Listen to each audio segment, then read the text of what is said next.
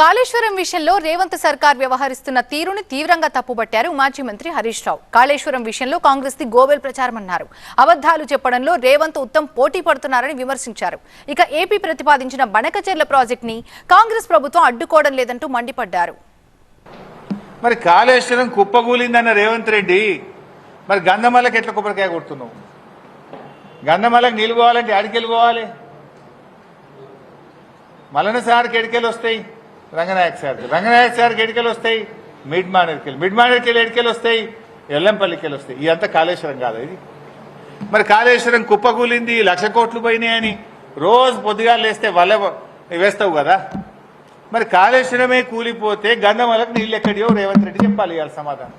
రాజకీయాల కోసం రేవంత్ రెడ్డి మాట్లాడలే తప్ప ఆయన మాటల్లో నిజాయితీ లేదు. గోబల్స్ ప్రచారం కాంగ్రెస్ నాయకులు చేస్తుండ్రు. కాళేశ్వరం ఇంటాక్ట్ ఉన్నది. కేవలం 2 పిల్లర్లు వంగినాయి. నీకు చిత్తశుద్ధి ఉంటే 3 నెలలు చేయొచ్చు దాన్ని. కానీ దానికి నువ్వు ఇలా కాళేశ్వరం కూలిందని ప్రజలను తప్పుదో పట్టించి రాజకీయంగా లబ్ధి పొందే ప్రయత్నం చేస్తున్నావు. నిన్న కేబినెట్లో గోదావరి బంకచెర్ల మీద మాట్లాడతారు, ఏదో గట్టిగా స్పందిస్తారని మేము ఆశించినాం. టైం దొరకలేదట, నెక్స్ట్ మీటింగ్లో మాట్లాడతారట. పేపర్లలో ఏమొచ్చిందంటే గోదావరి బంకచెర్ల మీద మాట్లాడడానికి టైం దొరకలే, మళ్ళా మీటింగ్లో మాట్లాడతారట. అంటే రాష్ట్రానికి సంబంధించి ఇంతకంటే ముఖ్యమైన అంశం ఇంకోటి ఉంటుందా? ఏం మాట్లాడినరు 5 గంటలు? కమిషన్ల గురించో, పర్సంటేజ్ల గురించో, హైకమాండ్కి పంపే మూటల గురించి మాట్లాడుకున్నారా? 400 టీఎంసీల గోదావరి జలాలను అక్రమంగా ఆంధ్రప్రదేశ్ ఏ అనుమతులు లేకుండా తరలించకపోతుంటే గుడ్లప్పగించుకొని చూస్తారా? సుప్రీంకోర్టుకు పోయి ఆపే బాధ్యత లేదా? కేంద్ర మంత్రి మీద ఒత్తిడి తేరా? నీతి ఆయోగ్ మీటింగ్లో ముఖ్యమంత్రి ప్రధానమంత్రిని ఎందుకు ప్రశ్నించలేదు?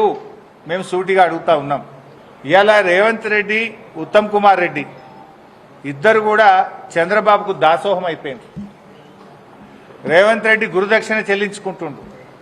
ఉత్తమ్ కుమార్ రెడ్డి కూడా భార్యాభర్తలు ఇద్దరు పోయి విజయవాడకు పోయి విజయవాడలో చంద్రబాబు గారిని కలిసి బజ్జీలు తినొచ్చిండు. అప్పటి నుంచి నేను కూడా అగనెస్ట్ మాట్లాడతలేడు.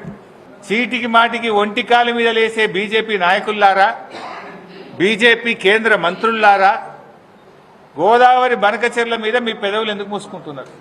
తెలంగాణ నోరుగొట్టి అక్రమంగా తెలంగాణ నీళ్లను మళ్లించకపోయే ప్రయత్నం ఆంధ్రప్రదేశ్ చేస్తుంటే ఈ రాష్ట్రం నుంచి ఉన్న కేంద్ర మంత్రులు ఎందుకు స్పందించడం లేదు? ఇలా ఈ రాష్ట్ర ప్రయోజనాలు బీజేపీకి పట్టవా?